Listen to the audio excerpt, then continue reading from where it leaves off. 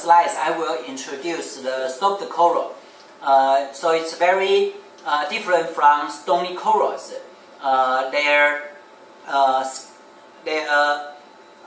calcareous skeleton is very small, as many spicules in their body, and there are a lot of fresh living tissues.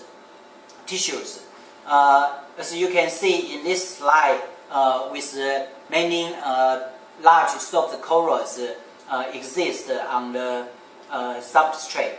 So in southern Taiwan, in some area with strong current, the substrate almost fully covered by these soft corals. This slide shows one beautiful soft coral colony with the polyp extended. So you can count the polyp with 8 tentacles. So that is the typical number of tentacles of the soft corals. And in this slide, you can see most of the polyp extended their tentacles, but there are some polyps extracted in their body. So, and the soft coral, they have most of them has the symbiotic algae, so they also rely on the light for photosynthesis. On the other hand, they also can catch the food by themselves, so they have their nutrient can also come from the food they catch. And the soft coral, they are very beautiful, and actually they also very tolerant to the environmental conditions, and they are if you would like to culture corals, soft coral is very good for the beginner. So you can have beautiful corals, and they can exist in your tanks for a longer period of time. So this slide also shows the soft coral we call Nepsia corals. For corals, there is one very interesting question for many people. Is coral animal or plants? So that is a very common question for students. Actually, if you look at these pictures, this coral looks very like a tree. They attached on the bottom, and their morphology looks like small trees grow on the rocks. But actually, they are corals. But their morphology and their lifestyles or functions actually also very similar to plants, because they are special organisms.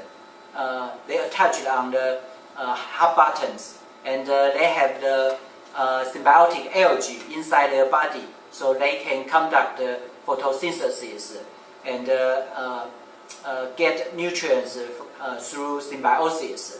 And their asexual budding ability is strong, and they can live for a long life. So that's many of these biological traits is typical for plants. And actually, corals, they also show these life history traits. The third major type of corals we call Gorgonian corals. Gorgonian corals they are very different from soft coral and stony corals. As you can see from this slide, they exist in the turbid water area. The reason is Gorgonian corals, most of them do not have the symbiotic algae, so they rely on their polyp to catch the food as their nutrients. So the turbid water usually have more organic particles and more planktons there, so provide them a lot of food. So that's why Gorgonian corals, they usually abundant in the turbid water area. And there are several different forms of the Gorgonian corals. As you can see from this slide, this on the top, you can call it sea fan, and some Gorgonian corals grow like a tree, as the right figure shows, and some Gorgonians like a rod, we call sea whips, and their polypus has 8 tentacles, as you can count, and they use the tentacles to catch the food. In some deep area, you can see a very big and beautiful sea fan exist on the reefs. They usually vertical to the currents, so the current bring them a lot of food, and they are beautiful organisms in the deep sea. Okay. Since there are a lot of different marine species and organisms exist in the coral reefs, so the interaction between different species is very common. One famous biological phenomena in coral reefs is the mutualism. Different species, they live together and benefit to each other. The most famous example is the clownfish and the anemone. Many people knows this example. And in this slide, it also shows the hermit crab live with anemone. And also on the bottom, you can see the crab and the shrimps live with the anemone. So in coral reefs, many organisms like fish, shrimp, crab, snails, and other organisms, they live with anemone and corals as the mutualism. They benefit to each other. The reason is anemone and corals, they have the sting cell, so they use the sting cell as their defense and attack the weapon.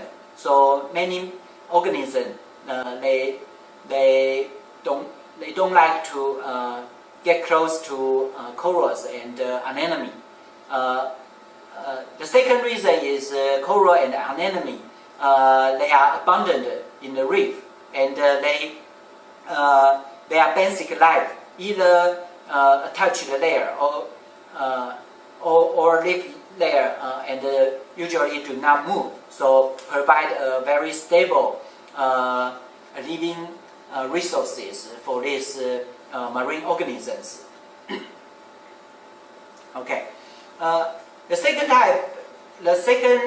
type of interspecific interaction is the competition, because so many organisms living in the reefs, so the space will be the limiting resources for organisms.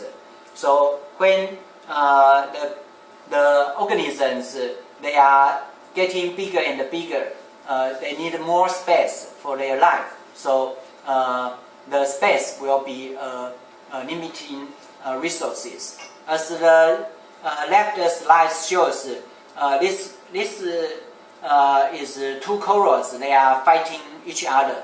So the left species extend their mesentery. It's the mesentery. It's their digestive tissue attached to the right organisms. So the mesentery has the digestive glands and some stem cells there, so they can damage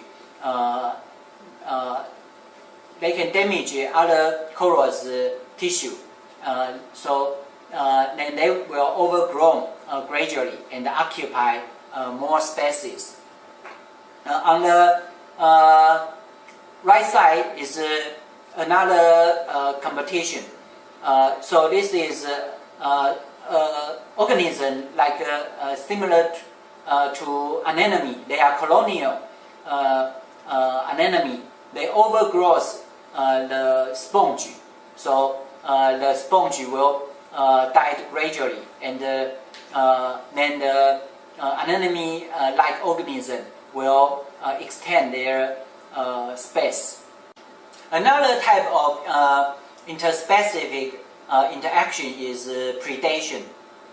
This is very common in the living world.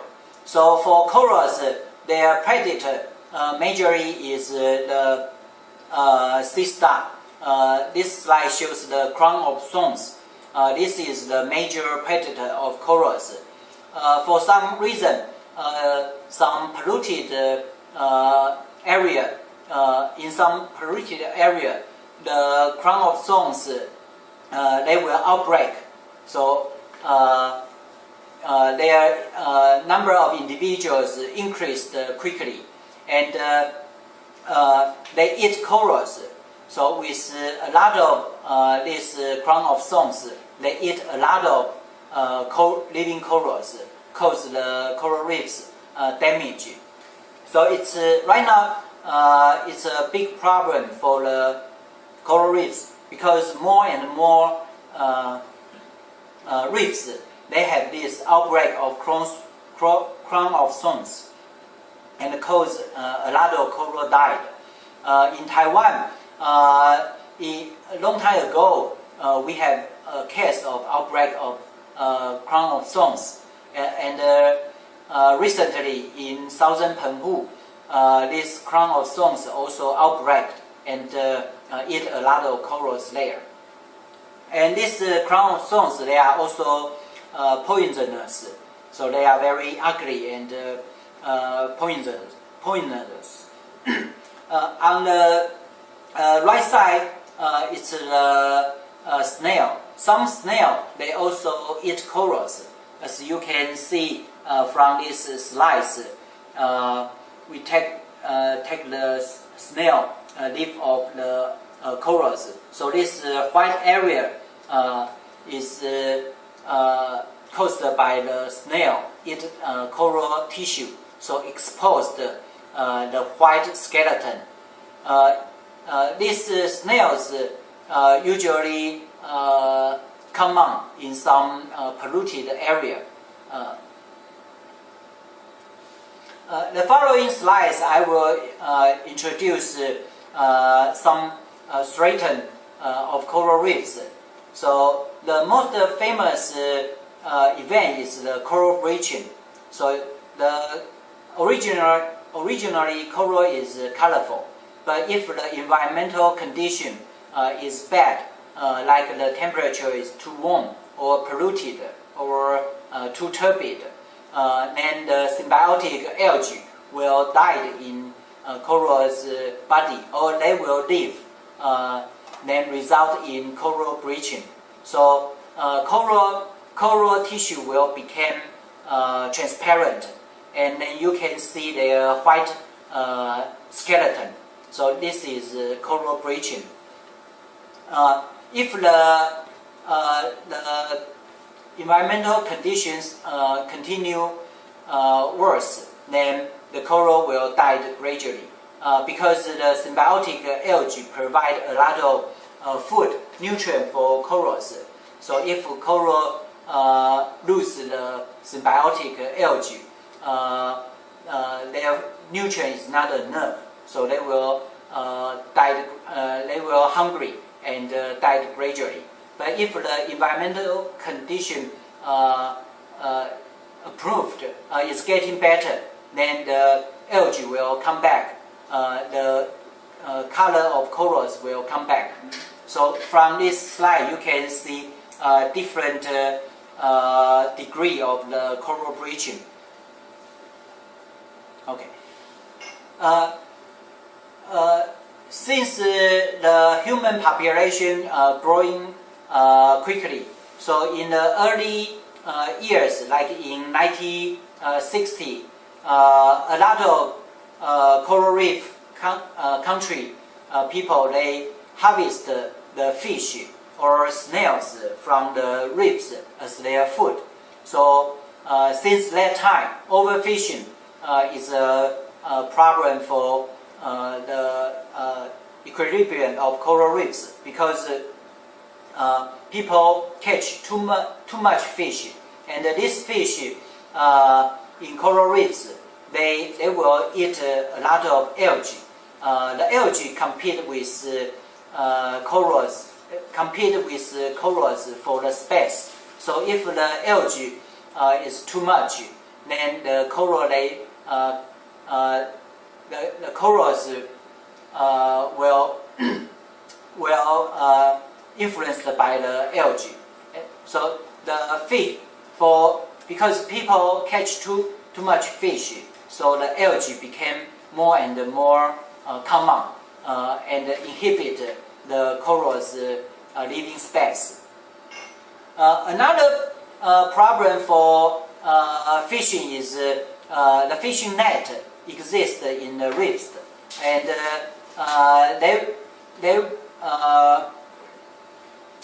the fishing net is easy to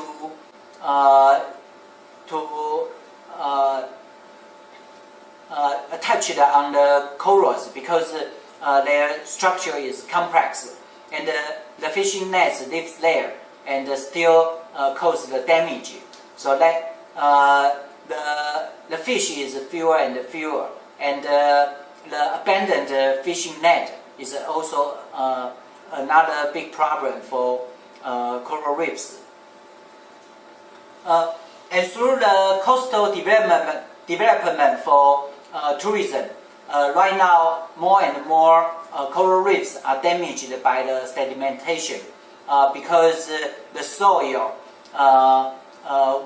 the runoff bring a lot of soil into the sea, and also the nutrient, so cause the sea is turbid. So you can see from this slide, the color of the sea is milky, full of a lot of particles there, and this sediment or sand will accumulate on the surface of corals. Then corals will die. Even the current can bring the sediment off after the water is clean. Usually you can see the corals, they are small and a lot of damage there.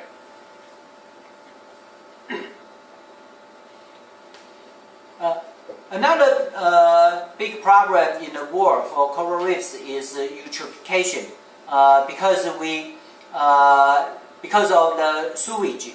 So a lot of water with high nutrient go into the sea, and originally the water is clean because the nutrient is few, so algae, they cannot exist there. But right now, since the nutrient is high, so the algae, they have a lot of nutrient, so they grow fast. Then they compete with the corals and overgrow on coral colony, cause coral died.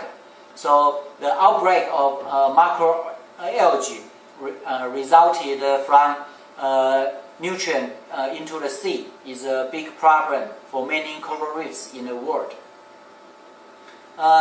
For the past several decades, another big problem is disease.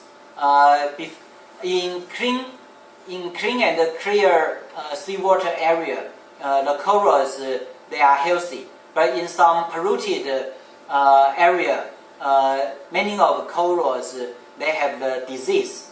Like the left slide shows the coral tumor, the tissue abnormally grows, then they died.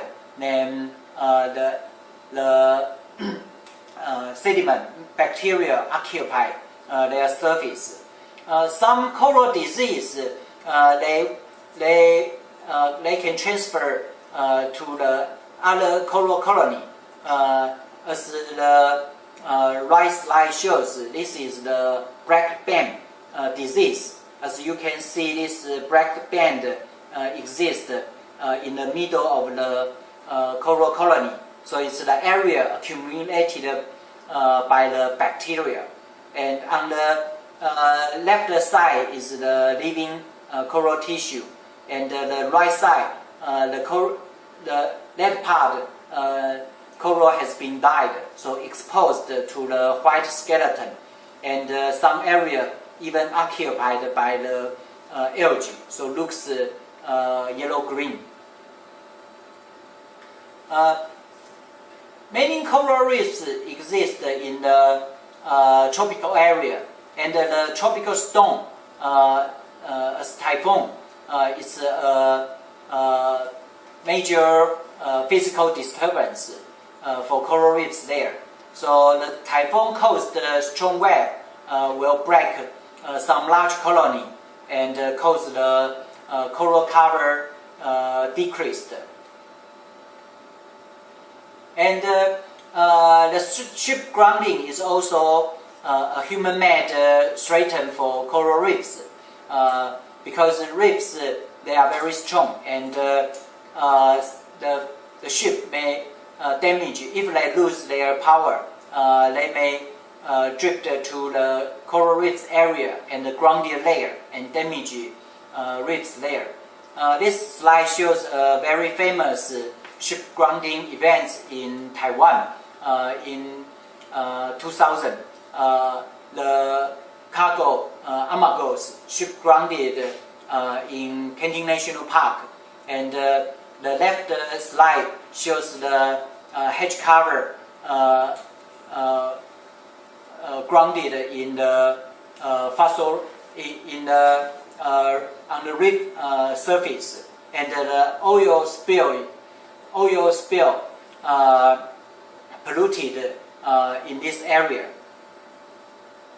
And this ship grounding was also influenced by typhoon, and a lot of shipwreck right now sunk under the sea, and so we conduct the monitoring of the shipwreck and to examine if further damage occurred.